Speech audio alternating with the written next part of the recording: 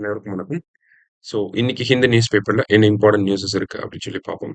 So first இம்பார்ட்டண்டா என்ன இருக்கு அப்படின்னு சொல்லி பார்த்தீங்கன்னா, தமிழ்நாடு அச்சீவ்ஸ் ஃபர்தர் டிக்ளைன் இன் மேட்டர்னல் மார்டாலிட்டி ரேஷியோ அப்படின்னு சொல்லி கொடுத்துருக்காங்க. ஓகேவா? ஸோ மேட்டர்னல் மார்டாலிட்டி ரேஷியோவில் நம்ம இன்னும் கொஞ்சம் கம்மியா இருக்கும். அதுதான் இந்த டேட்டால நமக்கு கொடுக்குறாங்க. ஸோ தமிழ்நாட்டில் மேட்டர்னல் மார்டாலிட்டி ரேஷியோ எப்படி இருந்திருக்கு அப்படிங்கிறத பார்ப்போம். ஓகேங்களா?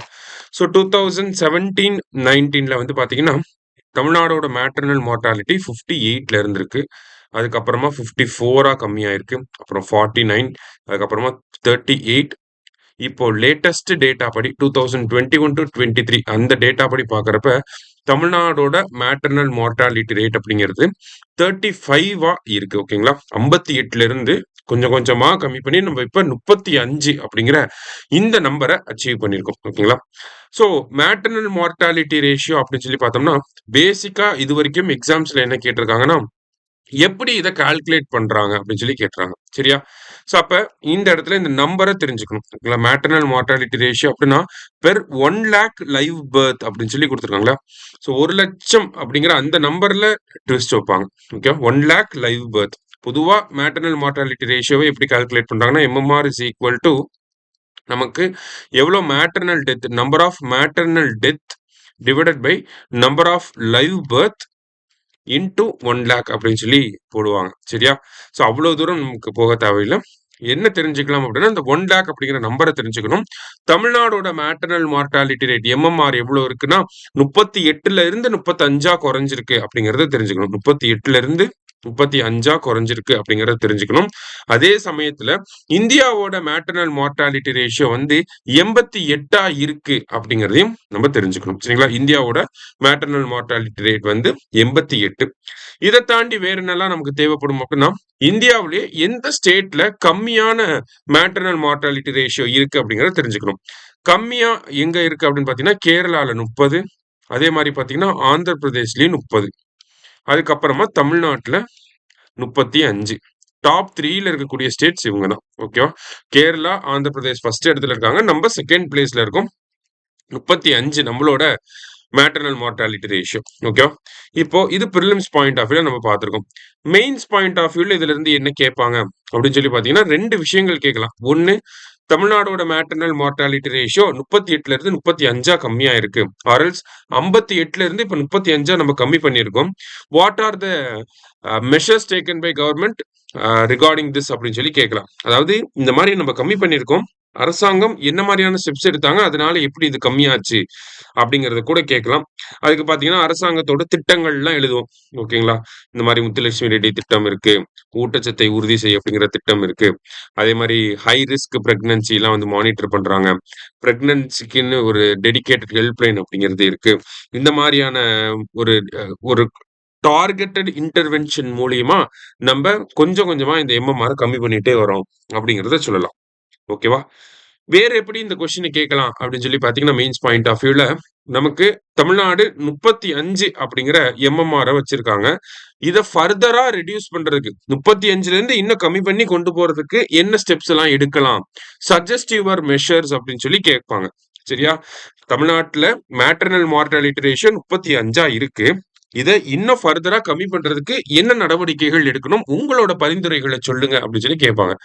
அப்ப நம்ம ஆல்ரெடி எல்லாருமே கன்வென்ஷனலா என்ன எழுதுவாங்கன்னா இந்த மாதிரி ஸ்கீம்ஸ் எல்லாம் இன்னும் கொஞ்சம் பெட்டரா இம்ப்ளிமெண்ட் பண்ணுங்க, வேற புது திட்டங்களை வந்து கொண்டு வாங்க அப்படிங்கிற மாதிரி ஜென்ரலா எழுதுவாங்க.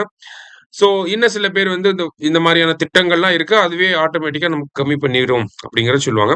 இன்னும் ஸ்பெசிபிக்கா ஆன்சர் எழுதலாம் அப்படின்னா இந்த இடத்துல இந்த ஆர்டிக்கிள்ல அந்த ஆன்சரை நமக்கு கொடுத்துருக்காங்க. ஓகேவா?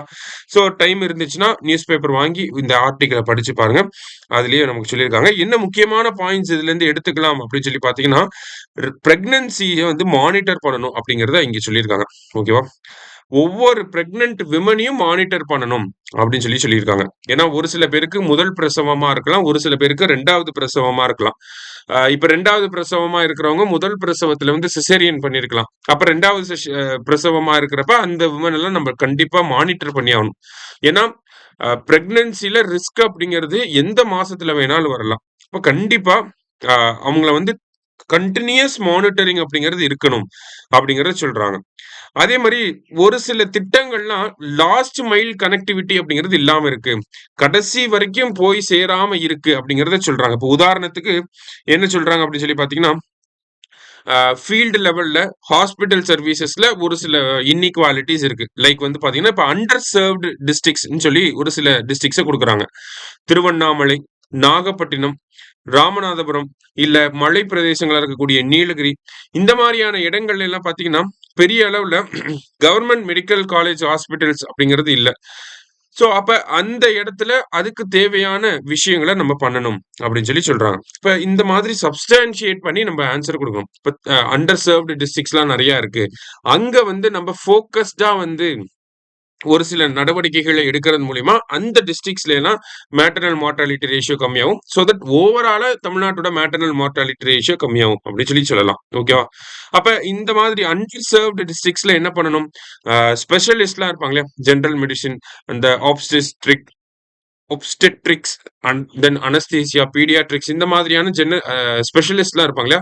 அவங்கள எல்லாம் கான்ட்ராக்ட் பேஸ்டாவோ இல்ல இன்டர்வியூ பேஸ் பண்ணியும் அவங்கள ரெக்ரூட் பண்ணி இந்த மாதிரி அண்டர் சர்வ்டு ஏரியாஸ்ல அவங்கள போஸ்டிங் போடணும் அப்படிங்கறத சொல்றாங்க. அடுத்ததா வந்து பாத்தீங்கன்னா மிட்வைஃபரி கேடர் அப்படின்னு சொல்லி கொடுத்திருக்காங்க. ஓகேவா? சோ அந்த நர்சஸ் சொல்ல வராங்க. சரியா? சோ நமக்கு செம் ஆங்க் சென்டர்ஸ் அப்படின்னு சொல்லி இருக்கு. செம்மாங் சென்டர்ஸ் கேள்விப்பட்டிருப்பீங்க. Comprehensive emergency obstetric and newborn care centres, அதுதான் செம் ஆன்க் சென்டர்ஸ் அப்படின்னு சொல்லுவாங்க. நம்ம பிரெக்னன்சி ரிலேட்டடா போஸ்ட் நேட்டல் ப்ரீநேட்டல் கேர் இந்த மாதிரியான கேள்விகள் எழுதுறப்ப இந்த மாதிரி வார்த்தைகள் எழுதுனா இதெல்லாம் கீ பாயிண்ட்ஸா இருக்கும். சரியா? So comprehensive emergency obstetric and newborn care centres அப்படின்னு சொல்லி சொல்றாங்க. இந்த செம்மாங் சென்டர்ஸ்ல நர்சஸோட எண்ணிக்கைகளை அதிகப்படுத்தணும் அப்படின்னு சொல்லி சொல்றாங்க. ஓகேவா? அதுவும் 2ஆ பிரிச்சிடணும். பிரெக்னன்ட் விமன்ஸ் ஃபோக்கஸ் பண்றதுக்குன்னு ஒரு செட் ஆஃப் நர்ஸ் இருக்கணும். புதுசா பிறக்கக்கூடிய குழந்தைகளை ஃபோக்கஸ் பண்றதுக்குன்னே பிரத்யேகமா ஒரு செட் ஆஃப் நர்ஸ் வந்து இருக்கணும் அப்படின்னு சொல்லி சொல்றாங்க. சோ ஹாஸ்பிட்டலுக்கு வரக்கூடிய ஒரு பிரெக்னன்ட் லேடியோட அந்த நர்ஸ் ஒரு 20ல இருந்து 25 நிமிஷமாவது ஸ்பெண்ட் பண்ணணும் அப்படிங்கறத சொல்றாங்க. பர்சனல் கனெக்ஷனையும் கொண்டு வரணும் அப்படின்னு சொல்லி சொல்றாங்க. அதே மாதிரி டெவலப்டு கண்ட்ரீஸ்ல பாத்தீங்கன்னா எம்எம்ஆர் அப்படிங்கிறது ரொம்ப கம்மியா இருக்கு, சிங்கிள் டிஜிட்ல இருக்கு, இல்ல 0 அப்படிங்கிற எண்ணிக்கையில இருக்கு. இது ஏன் அப்படின்னு சொல்லி பாத்தீங்கன்னா அந்த நாடுகள்லாம் வந்து 1:1 அப்படிங்கிற நர்ஸ் டு பேஷண்ட் ரேஷியோவை மெயின்டைன் பண்றாங்க. சரியா? டாக்டர் டு பேஷண்ட் ரேஷியோ இல்ல, நர்ஸ் டு பேஷண்ட் ரேஷியோ அப்படிங்கிறது 1:1 அப்படிங்கிற ரேஞ்சில் இருக்கு. ஓகேவா? அப்ப தமிழ்நாட்டிலும் நர்ஸ் டு பேஷண்ட் ரேஷியோ 1:1 இருந்துச்சு அப்படின்னா நம்மளும் என்ன பண்ண முடியும்?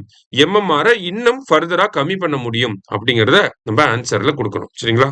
ரொம்ப முக்கியமான ஒரு விஷயம். நம்மளும் தனியா டெய்லியும் மெயின்ஸ் பாயிண்ட் ஆஃப் வியூல கொஸ்டின்ஸ் பார்த்துட்டு இருக்கோம். அதுலயுமே இந்த கொஸ்டின் ரிஃப்ளெக்ட் ஆகும். சரியா? சோ நல்லா பார்த்து வச்சுக்கோங்க. அடுத்ததா பாத்தீங்க அப்படின்னா நமக்கு சென்ட்ரல் கவர்மெண்ட் வந்து ஒரு போர்ட்டல் வந்து லான்ச் பண்ணியிருக்காங்க. என்ன போர்ட்டல்? ஒரு ஆப் வந்து லான்ச் பண்ணியிருக்காங்க. என்ன அப்படின்னு சொல்லி பாத்தீங்கன்னா ஆதி சங்கிருதி அப்படிங்கிற ஒரு டிஜிட்டல் பிளாட்ஃபார்ம். ஸோ இந்த ஆதி சன்கிருதி அப்படிங்கிறது எதுக்கான ஒரு டிஜிட்டல் பிளாட்ஃபார்ம் அப்படின்னு சொல்லி பார்த்தீங்கன்னா tribal art forms and heritage அதை கன்சர்வ் பண்றதுக்கான ஒரு பிளாட்ஃபார்மா இருக்க போகுது. சரியா? ட்ரைபலோட ஆர்ட், அவங்க பழங்குடி மக்கள் வந்து பலவிதமான கலைகள் வந்து வச்சிருப்பாங்க, பலவிதமான பொருட்களை வந்து தயாரிப்பாங்க. ஸோ அது எல்லாத்தையுமே வந்து வெளிப்படுத்துறதுக்கான ஒரு டிஜிட்டல் பிளாட்ஃபார்ம் தான் என்ன அப்படின்னு சொல்லி பார்த்தீங்கன்னா ஆதி சங்கிருதி அப்படிங்கிறது. ஸோ இந்த ஆதி சங்கரத்துக்கு கீழே 3 காம்பனன்ட்ஸ் வந்து இருக்கு. என்னெல்லாம் இருக்கு அப்படின்னு சொல்லி பாத்தீங்கன்னா ஆதி விஸ்வ வித்யாலயா அப்படின்னு சொல்லி கொடுத்துருக்காங்க. இது வந்து டிஜிட்டல் ட்ரைபல் ஆர்ட் அகாடமி அப்படின்னு சொல்லி சொல்றாங்க. சரியா? சோ ட்ரைபல் ஆர்ட், பழங்குடியின மக்களுடைய கலைகளை பத்தி நம்ம தெரிஞ்சுக்கணும் அப்படின்னா அதுக்கு நம்ம ஆதி விஸ்வ வித்யாலயாக்குள்ள போகலாம். ஆதி சம்படா அப்படின்னு சொல்லி பாத்தீங்கன்னா சோசியோ கல்ச்சுரல் ரெபாசிட்டரி, அவங்க சமூக பழக்க வழக்கங்களை பத்தி தெரிஞ்சுக்கணும் அப்படின்னா இதுல நம்ம போய் பார்க்கலாம். அடுத்தது ஆதி ஹாத் அப்படின்னு சொல்லி பாத்தீங்கன்னா டிஜிட்டல் மார்க்கெட் பிளேஸ். இந்த இடத்துல பழங்குடியின மக்கள் உருவாக்கக்கூடிய பொருட்களை நம்ம போய் வாங்கணும்னு நினைச்சோம்னா இங்க போய் கூட நம்ம ஆர்டர் பண்ணி வாங்கிக்கலாம். சோ இந்த மாதிரி 3 காம்பனன்ட்ஸ் இருக்கக்கூடிய ஆதி சங்கிருதி அப்படிங்கிற ஒரு டிஜிட்டல் பிளாட்ஃபார்ம் தான் யார் லான்ச் பண்ணிருக்காங்க? நம்மளுடைய பழங்குடியின நல அமைச்சகம், ட்ரைபல் அஃபேர்ஸ் மினிஸ்ட்ரி வந்து லான்ச் பண்ணியிருக்காங்க. சரியா? சோ இன்னைக்கு நியூஸ் பேப்பர்ல இருந்த முக்கியமான விஷயங்களை பார்த்திருக்கோம். நன்றி.